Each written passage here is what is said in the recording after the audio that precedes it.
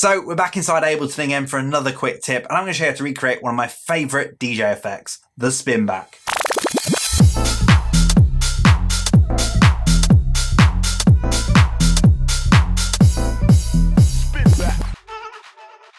So I'm back again with another one of my quick tips. Every single day this month, I've been giving you a brand new music production tip. If you haven't seen it yet, almost 31 tips on there, 31 days of January. So definitely check them out on my channel. They're all still up there. But in today's quick tip video, we're going to go through recreating one of my favorite DJ effects, the Spinback. And it's actually a lot easier than you think. So let's jump into Ableton and I'll show you how. Now, as I say, this is quite easy to do, and to show you how to do this, I've got a very simple loop going on within here. I've got a kick and a couple of tops loops, so claps and hi-hats and snares, basically.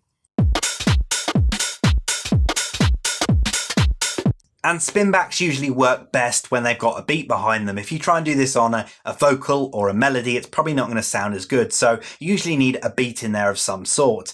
And when we do this spin back, we want to do it on all of these elements. We don't just want to spin back the kick, we want to be spinning back everything all together. So we need to bounce all of this out as an audio file. Now we can do that quite easily by adding an audio track within here. Then I'm going to set this as resampling, so it will listen to whatever is being played. And then I'm going to arm it to record. Then I'll put the playhead at the very start, hit record.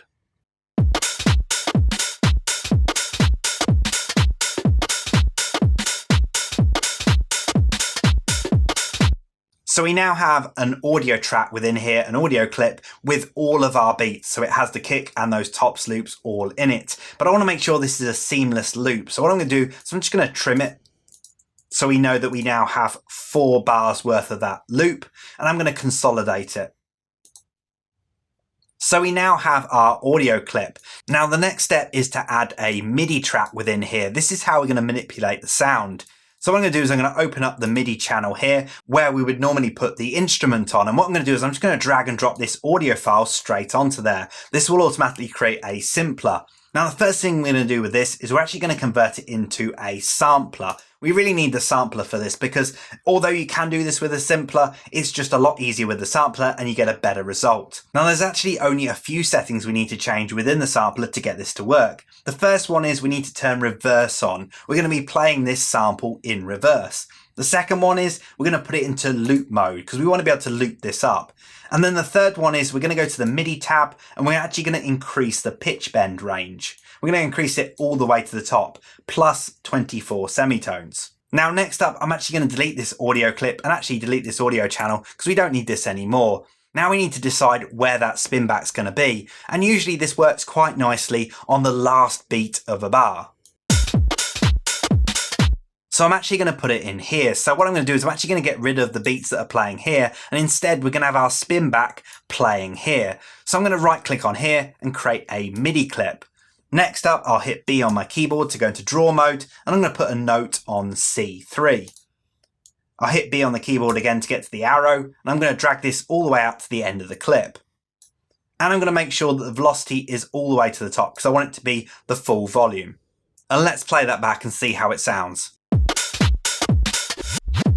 So we really just have a reversed version of that loop. Nothing amazing so far, but we're going to get into the really cool bit now. So I'm going to go back into that MIDI clip again. I'm going to open up the automation tab on here. And what we're going to do is we're going to automate the pitch bend. So I'm going to go to MIDI control and then to pitch bend. And then what we're going to do is we're going to put 2 points in. One at the very start, which goes all the way to the top. And then one at the very end that goes all the way to the bottom. Let's hear how that sounds. So we're definitely starting to get that spin back kind of effect. The next thing we can do is actually go out of automation mode again. What I'm going to do is I'm actually going to move this note up a couple of octaves. So if I move it up to C4, this is how it sounds.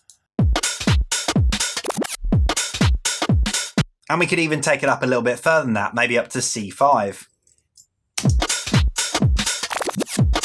Now we can of course make this as long as we want as well, so we can have a longer effect. So if I click into this clip, I'm going to turn loop off. Then what we can do is we can make this MIDI clip a bit longer and make the effect go on longer. So I'm going to go into here, I'm going to extend the note, and then I'll also extend the automation as well.